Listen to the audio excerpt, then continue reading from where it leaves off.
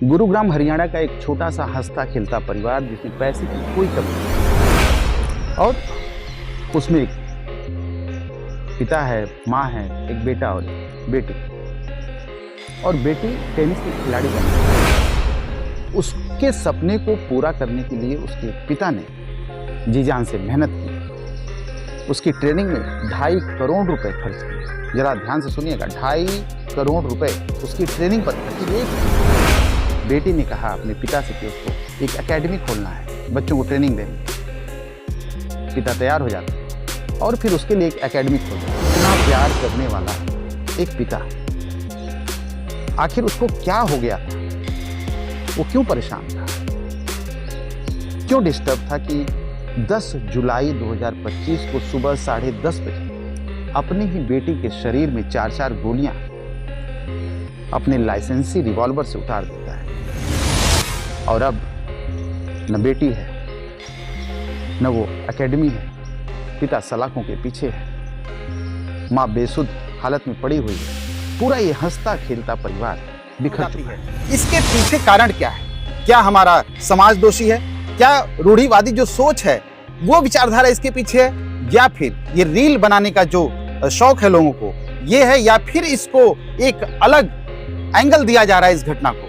जी हाँ, लव जिहाद। आइए हम आपको बताते हैं पूरी कहानी, पूरी रिपोर्ट, पूरा खुलासा करेंगे अपने इस वीडियो में।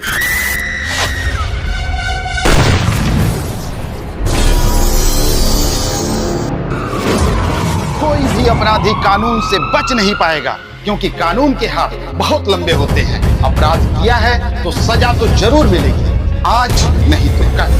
दोस्तों, ये जो कहानी शुरू होती है ये गुरुग्राम हरियाणा से शुरू होती है और गुरुग्राम में जो सेक्टर है 57 उसमें सुशांत लोग एक जगह होती है और वहीं सुशांत लोग जो जगह है वहीं पर एक मकान नंबर 156 की एक घटना है।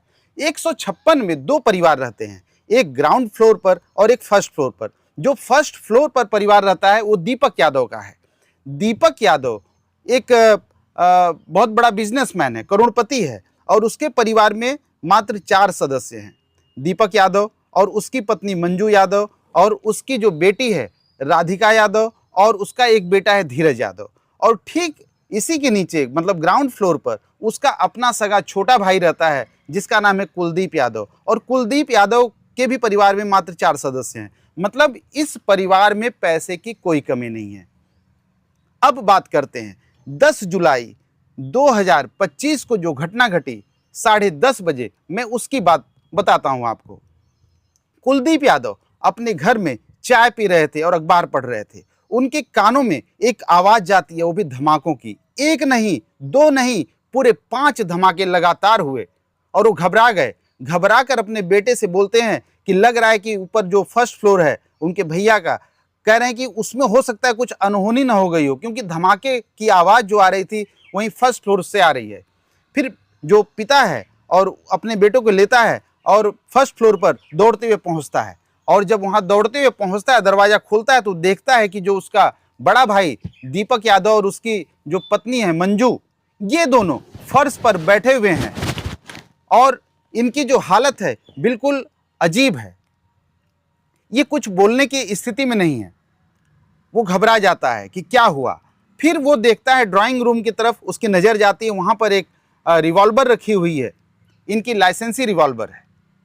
और वो रिवॉल्वर देखता है और अपने भाई और भाभी की तरफ देखता है तो इसे कुछ आभास होने लगता है कि कुछ न कुछ इस घटना, बहुत बड़ी घटना इस घर में हुई है, अनिति हुई है।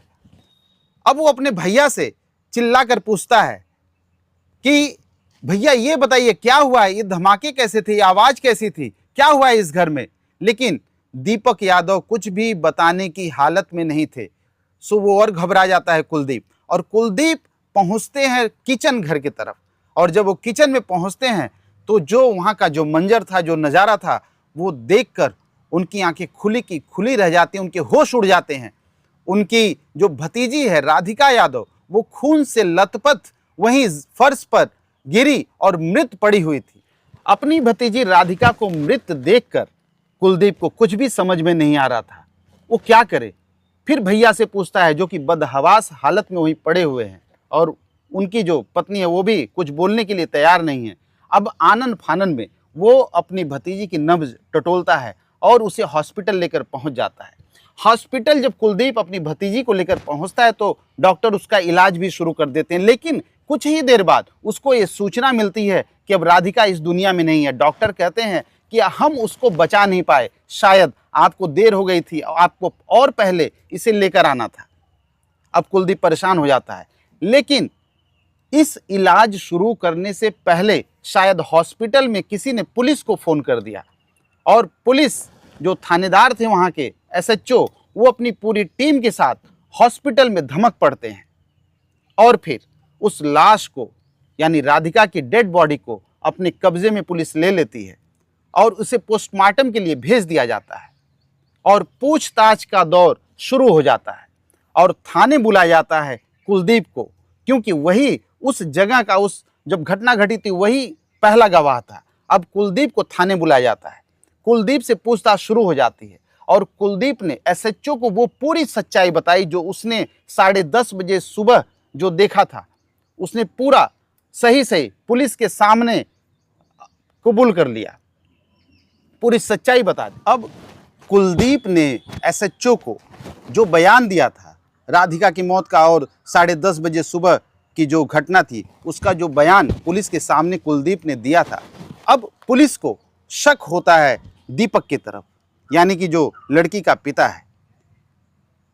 पुलिस कुलदीप को लेकर दीपक के घर पहुंचती है और वहां दीपक और मंजू अभी भी उसी हालत में बैठे हुए हैं जिस हालत में 10:30 बजे घटना को अंजाम देने के बाद उनकी हालत थी, वो वैसे ही बदहवास उसी स्थान पर उसी तरह से बैठे हुए हैं।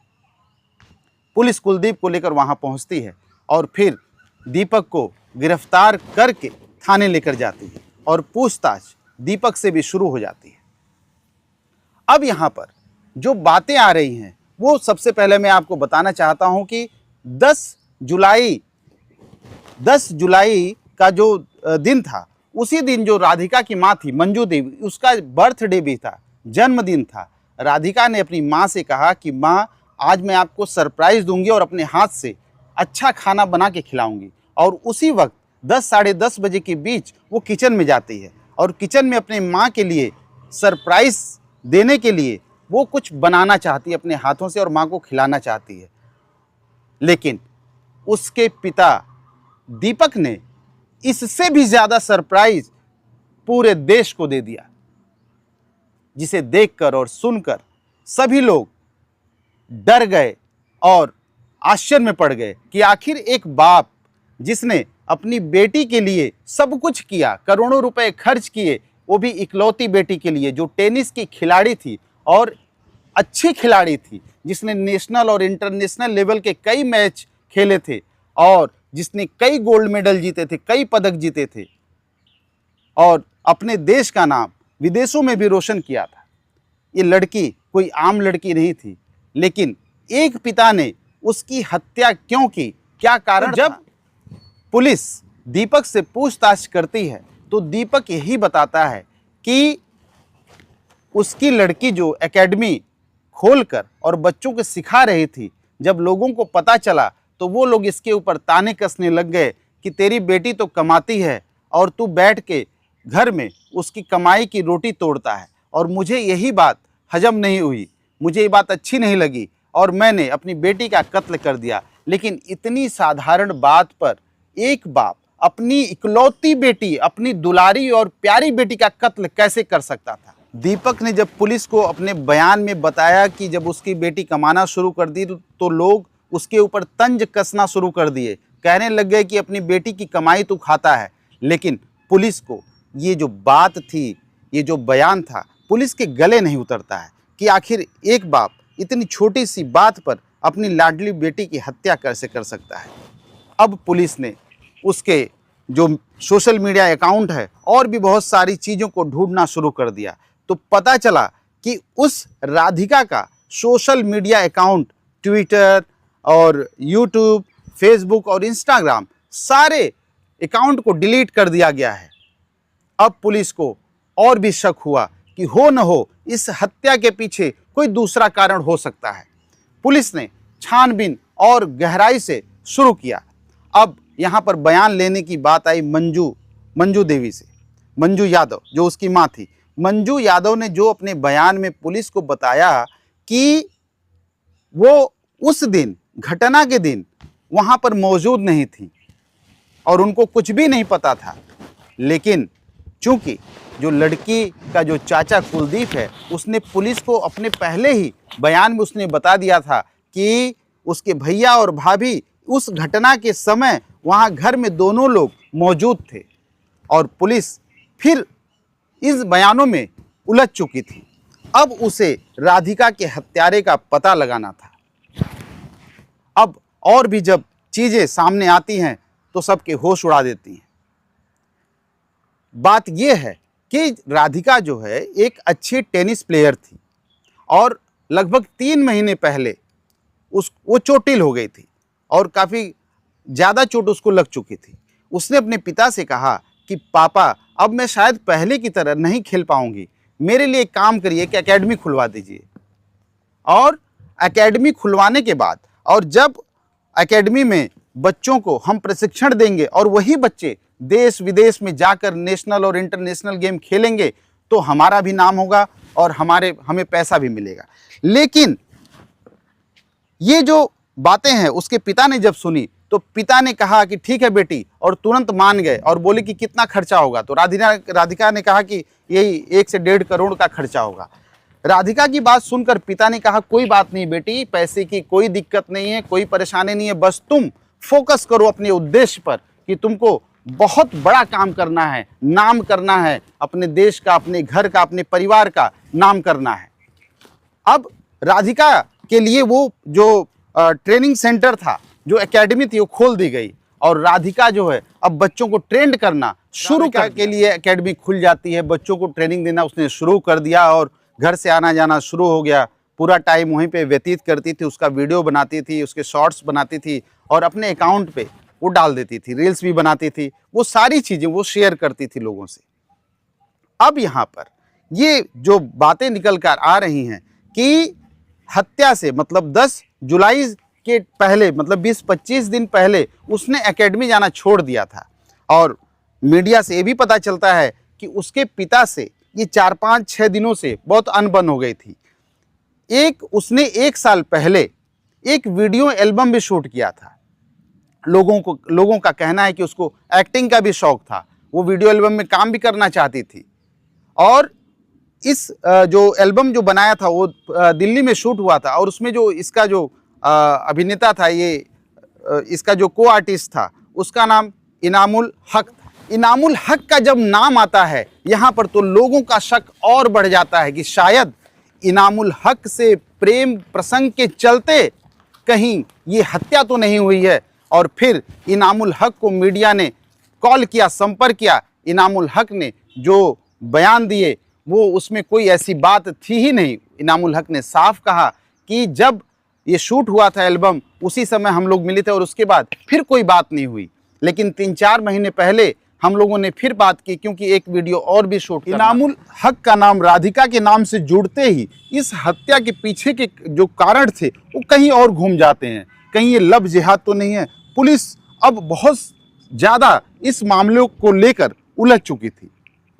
पूछताछ शुरू होती है, लेकिन जो इनामुल हक है उसने साफ साफ मना किया कि राधिका से मेरा कोई प्रेम प्रसंग का इस तरह का कोई मामला नहीं चलता था। अब जो सामने आ रही है एक नई बात, वो ये बात ये है कि जो इसकी राधिका की एक दोस्त है, बहुत बेस्ट फ्रेंड जिसको कहते हैं, उसने ये खुलासा किया कि राधिका अपने घर में बहुत दबाव में रहती थी, उसके ऊपर बहुत प्रेशर रहता था, वो खुल के काम नहीं कर पाती थी। उसके पिता हमेशा उसके साथ होते थे, उसे जहाँ भी जाना रहता था खेलने के लिए देश विदेश में या किसी काम के लिए या फोटो शूट के लिए, हमेशा उसके पिता का साया उसके साथ रहता था। और राधिका दबाव में रहती थी, वो घर से कब बाहर जा रही है, किसके साथ जा रही है, फ़ोन पर किससे बात कर रही है, उसे वीडियो कॉलिंग किसके साथ हो रही है, वो सारी चीज़ें इसके पिता को बताना पड़ता था। और राधिका बहुत परेशान हो गई थी। हालांकि उसके कोच ने भी कहा कि राधिका जो है उससे चैट में, उसके कोच से चैट में ये खुलासा किया था कि वो घर से बहुत परेशान हो चुकी है और उसे चाइना या सऊदीया जाने का मन कर रहा है। ये सारी चीज़ें, और जब पड़ोसियों से पूछताछ हुई और दोस्तों साथियों से पूछताछ हुई तो ये भी समझ में आया कि जो उसके जो पहनावा था उसका, राधिका का छोटे छोटे शॉर्ट्स कपड़े वगैरह पहनती थी, कहीं वो भी कारण ना हो। लेकिन ये जो सोच है, ये जो मानसिकता है, क्या इस मानसिकता के चलते कोई अपनी दुलारी बेटी की हत्या कर सकता है? अब यहाँ पर जो बातें हो रही हैं, एक तरफ लव जिहाद की बात हो रही है, दूसरी तरफ उसके कपड़े पहनावे और चाल चलन को लेकर बात हो रही है, और दूसरी बात यह है कि समाज उसको ताना दे रहा है कि बिटिया की कमाई खाता है। ये तमाम चीज़ों में पुलिस अभी भी उलझी हुई है। अब देखना यह है कि राधिका को इंसाफ मिलता है या नहीं मिलता है। हालांकि अब भविष्य ही बताएगा, ये तो भविष्य के गर्भ में है कि उसको इंसाफ मिलता है कि नहीं मिलता है। हालांकि इस तरह के जो घरों में जो इस तरह के घटनाएं होती हैं, उसको आगे, इस केस को आगे बढ़ाने के लिए कोई पैरवी करने वाला नहीं मिलता है, और ये जो केस होता है वो डंप होकर रह जाता है। वो सारी जो घटनाएं हैं, वो जो आवाज़ें हैं, वो जो चीख चिल्लाहट है, वो जो मौत है, वो खामोशी से दफन हो जाती है। अब सवाल ये उठता है कि क्या बेटियां भी अपने घर में सुरक्षित नहीं हैं? लेकिन ये जो सवाल है, इसके पीछे का जो कारण है, ये जो घटना हुई, ये सोचने के लिए मजबूर कर देती है। हालांकि अपराधी कोई भी हो, घर वाला हो या बाहर वाला हो, अपराधी कभी बच नहीं पाएगा कानून से, क्योंकि कानून के हाथ बहुत लंबे होते हैं और एक न एक दिन सलाखों के पीछे जाना ही पड़ेगा। जुर्म किया है तो सजा तो जरूर मिलेगी, आज नहीं तो कल।